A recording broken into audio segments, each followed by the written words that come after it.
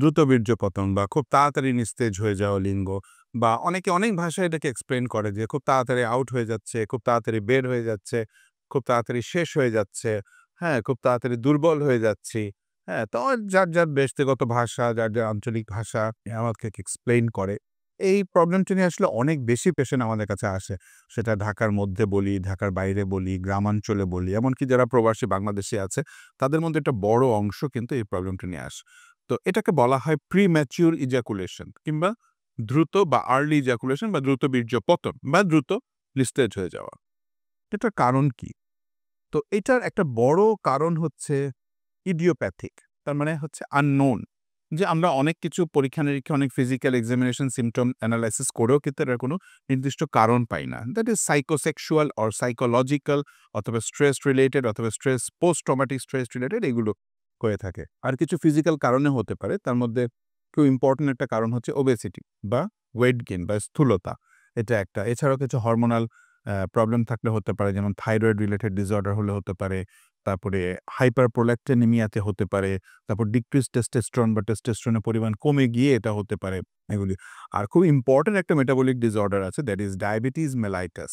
Diabetes mellitus থাকলে দেখা যায় যে ইনভেরিয়েবলি অধিকাংশ পেশেন্টেরই দ্রুত বীর্যপতন বা প্রিম্যাচুর ইজাকুলেশন হয়ে থাকে।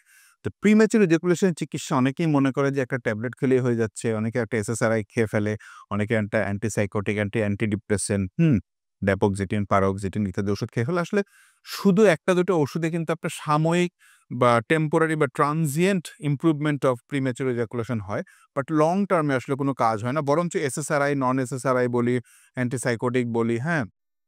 এইসব ওষুধের অনেক বেশি সাইড ইফেক্ট থাকে। এগুলি আবার লং টার্ম ইউজ করলে কিন্তু ইরেকটাইল ডিসফাংশন হতে পারে। এজন্য নিয়ম-কানুন, খাবার-দাবার, এক্সারসাইজ এগুলোর মাধ্যমে প্রিম্যাচুর ইজাকুলেশন এর চিকিৎসাটা করাটা আ অধিকতর বাঞ্ছনীয়। হ্যাঁ? তার মধ্যে আমরা বেশ কিছু স্পেসিফিক এক্সারসাইজ দেই, যেমন kegel exercise, pelvic floor muscle strengthening exercise, high intensity interval training, হ্যাঁ?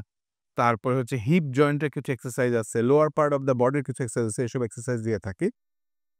বেশ কিছু খাবার-দাবারের নিয়ম-কানুন আমরা বলে থাকি।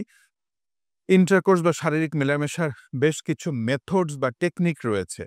বেশ কিছু পজিশনাল ইস্যু রয়েছে যে কি পজিশনে করলে আমরা একটু দীর্ঘ সময় করতে পারবো বা কি পজিশনে করলে আমাদের কার্যক্রিয়াটা একটু বেশি ইলংগেটেড হবে, এই জিনিসগুলো রয়েছে। তো সুতরাং বোঝা যাচ্ছে যে বেশ কিছু তরিকা রয়েছে বা বেশ কিছু নিয়ম-কানুন রয়েছে যেটা কিনা প্রিম্যাচুর ইজাকুলেশন বা দ্রুত বীর্যপতনের ক্ষেত্রে খুবই জরুরি। এছাড়াও আমরা আধুনিক চিকিৎসার মধ্যে প্রিম্যাচুর ইজাকুলেশন ক্ষেত্রেও কিন্তু প্রায়পাশ শট বা পি-শট করে থাকি বা শকওয়েভ করে থাকি বা হরমোনাল থেরাপি দিয়ে থাকি। এছাড়াও আরো কিছু টেকনিক এবং এক্সারসাইজ রয়েছে। তো এগুলো আসলে সবই পেশেন্ট ভেদে বা পেশেন্টের আ টাইপ অনুযায়ী ভ্যারি করে। আর খাবার-দাবারের রোল তো অবশ্যই রয়েছে।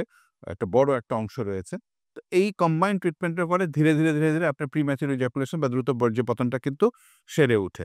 তো সুতরাং আমি রোগীদেরকে রিকোয়েস্ট করব, এটা ওটা এসএসআরআই, ড্যাপোক্সিটিন, পারোদিন এই ওষুধগুলো আপনি ইনভেরিয়েবলি ডক্টরের সাজেশন বা প্রেসক্রিপশন ছাড়া কখনোই খাবেন না।